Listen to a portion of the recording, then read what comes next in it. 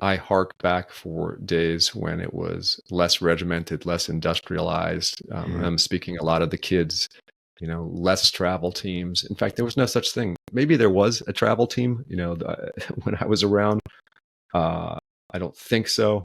Um, and I look at it now as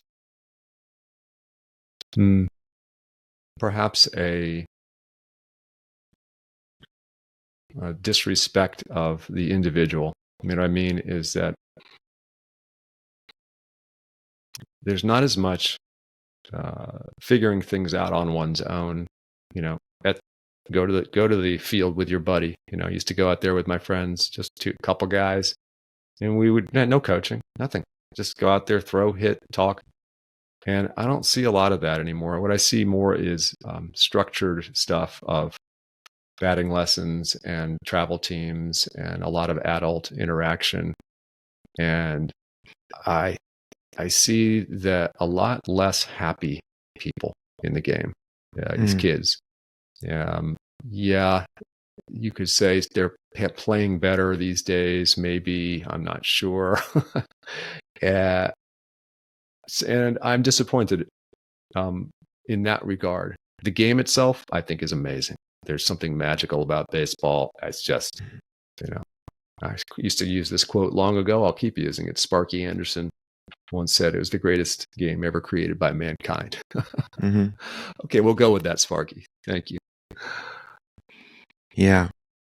I have a lot of feelings on what you just said about sort of youth baseball, about youth baseball, youth sports. And I tend to agree with you. I coach a 15U team right now, and I think at that age, right, when they're about to they're in high school and they're moving in that direction, like it can ramp up to become a little bit more serious. But when I was with the 12-year-old team, I saw 8, 9, and 10-year-old teams where it was way too serious. Way too serious. Like, I don't understand at that point why there's rankings, why there's showcases, why you're traveling for tournament. Like, what are you doing? At this age, 8, 9, 10, 11, 12, you're trying to have a young person fall in love with something. Like, baseball isn't always fun. Like, we know that from playing it for a long time.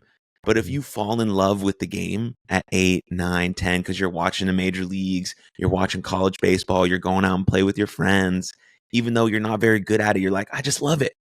Like, and then when you do get to a serious point in your life, maybe when you're 15 and 16, you're trying to try out for varsity and things don't go the way you want them to go, you're still going to keep going because you've already had this past 3 or 4 or 5 years where you just fell in love with the game.